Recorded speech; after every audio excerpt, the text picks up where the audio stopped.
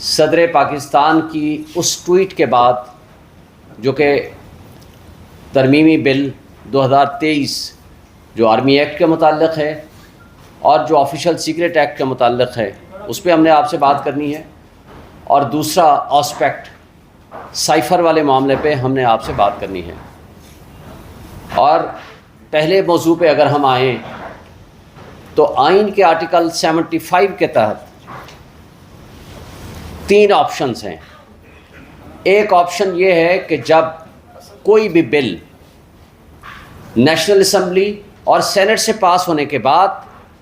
President of Pakistan کے پاس ascent کے لیے آتا ہے تو ان کے پاس آپشن ہے کہ یا تو وہ اسینٹ کر دیں، ان کو یعنی اپروو کر دیں، اور یا اس کو within a period of 10 days with certain observations ان کو واپس بھجوا دیں۔ صرف یہ 2 آپشن ہیں 75 کے تحت۔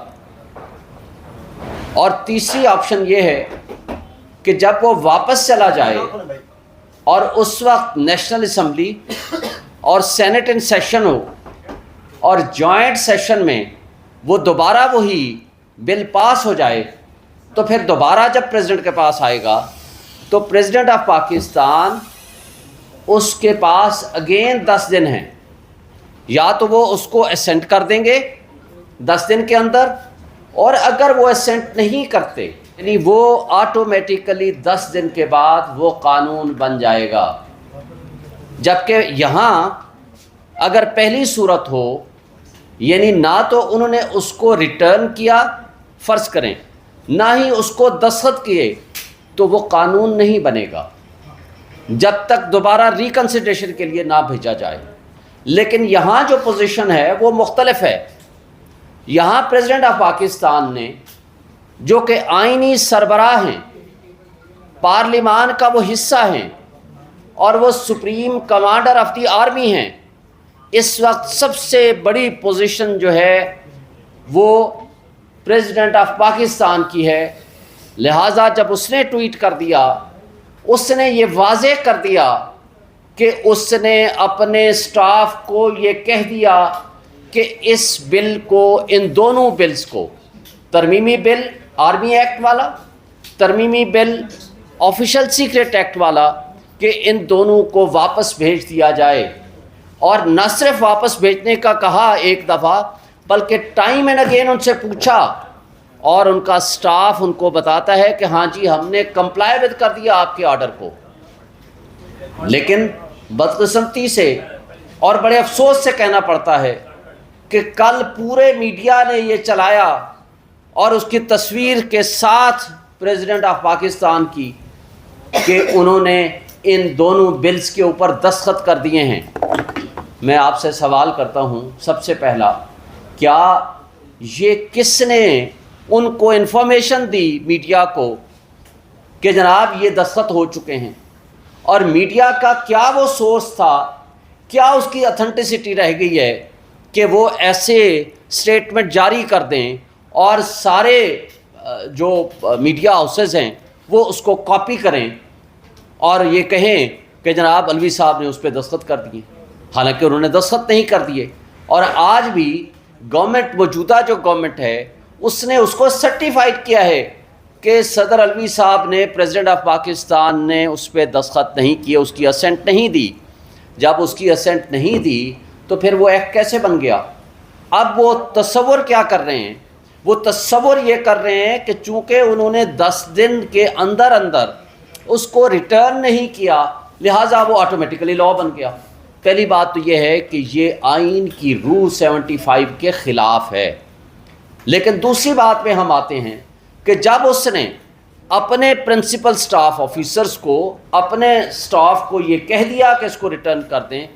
تو میننگ دیئر بائی کہ ان کی انٹینشن، ان کی advice that should be treated as sufficient, meaning thereby that has not become a law. تو لہٰذا یہ گورنمنٹ آف پاکستان کی ذمہ داری ہے کہ آئینی سربراہ صدر مملکت کی اس ایڈوائس اور اس کلیریفیکیشن کے بعد اس ایکٹ کو اور اس نوٹیفیکیشن کو ودرا کریں، اور اگر وہ نہیں کرتے ہیں تو ہم پی ٹی آئی کی کور کمیٹی کے فیصلے کے مطابق اس کو فوری طور پر ہم سپریم کورٹ میں چیلنج کریں گے، اور انشاءاللہ تعالی ہم یہ سمجھتے ہیں کہ یہ قانون آئین کے متصادم ہے، یہ قانون جاری نہیں رہ سکتا، یہ quorum non judice ہے، وداؤٹ lawful authority ہے، it has no legal value in the eye of law, it should be declared as such، اور اس کو فوری طور پر ختم ہونا چاہیے۔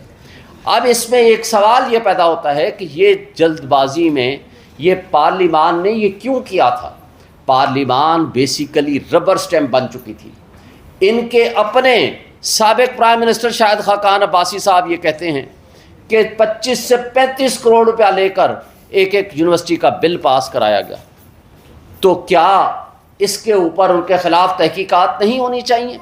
کیا ایسے پارلیمان جو جمعہ بازار لگا دے ایسے بلز کا آخری اپنے 10 دن کے اندر اندر، کیا اس کی کوئی ویلیڈیٹی ہے؟ کیا اس کی کوئی لیگلٹی ہے؟